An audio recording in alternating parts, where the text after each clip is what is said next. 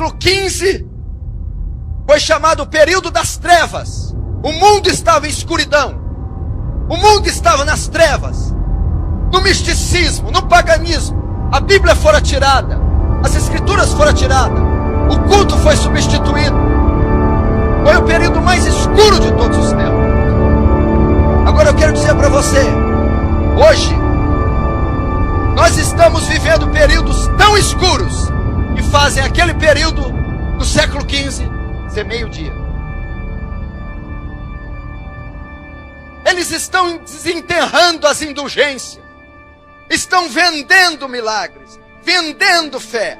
A Bíblia foi substituída por distorções, substituída por heresias, blasfêmias em nome de Deus. Nós temos 50 milhões de evangélicos no Brasil, e o Brasil nunca foi tão corrupto,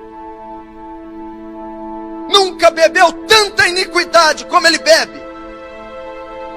Você está sentado aí e tem centenas, dezenas, milhares de igrejas em toda a nação brasileira, tendo culto exatamente essa hora, e a maioria deles estão adorando outro Deus. Não é o Deus das Escrituras, não é o Deus Yahvé, não é o seu Filho Jesus. Eles estão adorando o ventre, eles estão adorando Dagon, eles estão adorando Mamon, eles estão adorando Baal, mas eles não estão adorando Yahvé. 1 Reis diz: eles fizeram para si ídolos, estão adorando Deus que eles fizeram, um Deus que atende a demanda, um Deus que supre sua necessidade, um Deus que dá carro, que dá casa, um Deus que dá casamento, um Deus que cura, um Deus que dá felicidade, um Deus que faz entrarmos em êxtase, um Deus que não repreende, um Deus que não castiga, um Deus que não corrige, um Deus que não exorta, um Deus que é só amor. Esse não é o Deus das Escrituras. A minha Bíblia diz no Salmo 7 que Deus é um Deus que se ira todos os dias. Justiça e juízo são a base do seu trono. Estamos vivendo dias assim, dias onde o aborto, a fornicação, o adultério, o divórcio, tanto fora como na igreja, atinge os mesmos índices. Ministros cristãos estão se divorciando, ministros cristãos estão casando pela segunda vez, a juventude solteira está fornicando, pecado, gravidez, escândalos. Se você olhar as páginas dos jornais, consultar os veículos de comunicação, as redes sociais, os maiores escândalos que houveram na nação brasileira envolveram evangélicos e pastores. Jesus disse: é mister que vem os escândalos, é necessário que eles venham, mas sai daqueles por quem vem os escândalos. Estamos vivendo um evangelho diluído, híbrido, sincrético, místico. Não é o evangelho da graça, não é o evangelho dos apóstolos, não era o evangelho de Lutero, não era o evangelho dos reformadores, não é o evangelho de Pedro. Agora, por que estamos vivendo isso? Escute e preste atenção. Jesus vaticinou isso, Jesus profetizou: olhai para a figueira quando seus ramos tornam tenros. Quando vede todas essas coisas, sabei que está próximo às portas. Isso são sinais do fim. Jesus está voltando. Nunca uma geração esteve tão próxima da vinda de Jesus como a nossa.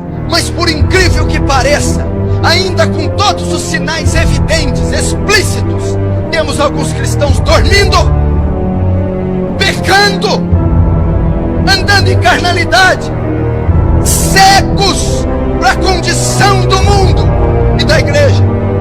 Paulo a Timóteo diz que há de ser que nos últimos dias muitos apostatarão da fé, dando ouvido a espíritos enganadores e doutrinas de demônios. A igreja tem se apostatado, tem ensinado heresias. Veja o que está acontecendo com o louvor, Veja o festival, o troféu Promessas. Veja o que está acontecendo com a teologia da prosperidade. Veja essa bruxaria que está sendo feita em nome de Jesus. Veja os escândalos. Veja a lavagem de dinheiro, o tráfico de arma. Veja os adultérios, os escândalos envolvendo o nome de Jesus. Apostasia. Você tem hoje um culto antropocêntrico, um louvor antropocêntrico. O homem é o centro, ao invés de ser teocêntrico, cristocêntrico. Veja as melodias, as letras dessas músicas de hoje. Para mim, em mim, meu, para mim. Louvor consiste em dizer quem Deus é e o que Deus faz.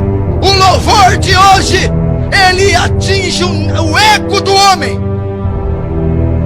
Culto antropocêntrico, campanha para satisfazer a vontade do homem. Eles não perguntam mais o que é certo, perguntam: dá certo? Cultos, campanhas da casa, do carro, do marido, da cura, das 7 semanas, da corrente, dos 7 jejuns, para desamarrar, desatar, prosperar, abrir portas. Ao invés de ser um culto em louvor e adoração a Deus, vamos jejuar para a glória de Deus, vamos entrar em vigília para as almas serem salvas, vamos nos ajuntar para oferecer nossos corpos como sacrifício vivo, santo e agradável a Deus. O culto é em honra de Deus, o culto é para a glória de Deus, o louvor é para a glória de Deus. Mas elas estão se apostatando.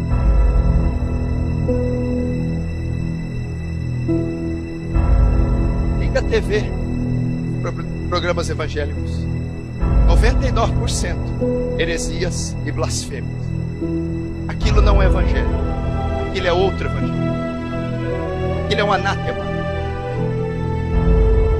Não se engane, Satanás se transfigura de anjo de luz para enganar. Não sejais como meninos inconstantes, levados ao redor de vento de doutrina. Se você acha que isso é avivamento, tira o pé do chão. Se você acha que aquilo tem qualquer fragmento de Deus, você está completamente equivocado. Se você se converteu de 20 anos para cá, de 20 anos, se você nasceu ou se converteu de 20 anos para cá, tem uma grande probabilidade de você não conhecer absolutamente nada do Evangelho. Porque de 20 anos para cá, o que explodiu nessa nação foi os falsos profetas dos Estados Unidos catequizando Benny Hinn, Kenneth Hagin, Morse Cerullo, Mark Murdoch, Miles Monroe, inserindo teologia da prosperidade, misticismo, crendice, autoajuda, secularismo e nada do evangelho da graça. Uma doutrina que não enfatiza pecado. A obra mais importante do Espírito não é mencionada nesses ministérios. O Espírito, quando vier, convencerá o homem do pecado, da justiça e do juízo. Não é provocar êxtase em ninguém, não. Não me lembro de Paulo tendo êxtase. Não me lembro de Jesus tendo êxtase. Não me lembro da igreja neotestamentária tendo essas manifestações bizarras. Se o ministério diz ser cheio do Espírito Santo, mas não prega contra o pecado, ele não tem nada do Espírito Santo. Eu lembro de Paulo sendo apedrejado, Paulo passando fome, Paulo passando naufrágio e pregando o evangelho em toda a Ásia Menor, fundando 7 igrejas com seu sangue. Apostasia. O que você tem feito com a sua vida? Louco! Amanhã pedirão a tua alma. O que tens preparado? Para quem será?